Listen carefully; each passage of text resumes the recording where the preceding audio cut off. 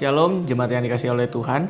Pada pagi hari ini kita akan membaca firman Tuhan dari 1 Yohanes yang kedua, ayatnya yang ketiga sampai yang keenam.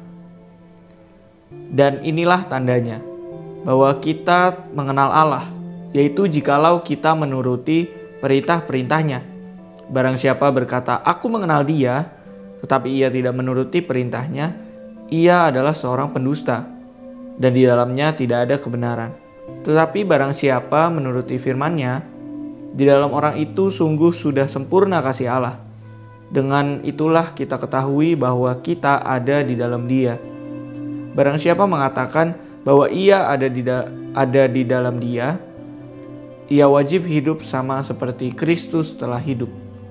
Nah, Bapak Ibu Saudara, ini seringkali kita mendengar ketika kita membaca firman Tuhan, setelah itu pendeta atau pengkhotbah akan mengatakan bahwa berbahagialah orang yang membaca, merenungkan, terlebih menghidupinya di kehidupan sehari-hari. Nah, perkataan tersebut sebenarnya menegaskan bahwa kita itu tidak hanya perlu untuk membaca firman Tuhan ataupun merenungkannya, tetapi justru yang kita perlu lakukan adalah justru menghidupinya. Bapak Ibu Saudara, jadi firman Tuhan yang telah ditanamkan oleh Tuhan di hati kita ketika misalnya kita beribadah pada hari Minggu atau kita mengikuti dan mendengarkan devosi di setiap harinya di YouTube GKT Bumper, maka firman Tuhan yang telah ditanam itu dapat kita aplikasikan, dapat kita lakukan, perlu kita lakukan di kehidupan sehari-hari kita.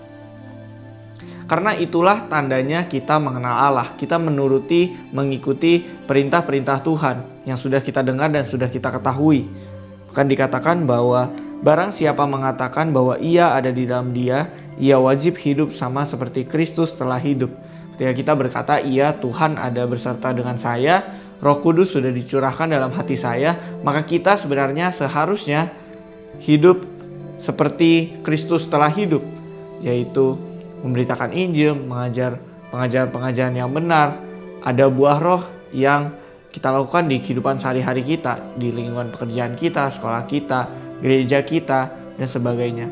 Oleh karena itu, janganlah kita hanya berhenti di membaca dan merenungkan firman Tuhan, tetapi juga kita perlu untuk melakukannya di kehidupan sehari-hari. Mari kita berdoa, Bapak Ibu Saudara. Ya Bapak, terima kasih karena Engkau sendiri yang telah menanamkan firman Tuhan di hati kami, dan kiranya tidak hanya berhenti di sana, tetapi kami juga dapat melakukannya dan mencerminkan kehidupan Kristus dalam kehidupan kami, di kehidupan kami sehari-hari. Terima kasih ya Bapak, di dalam nama Tuhan Yesus kami berdoa. Amin.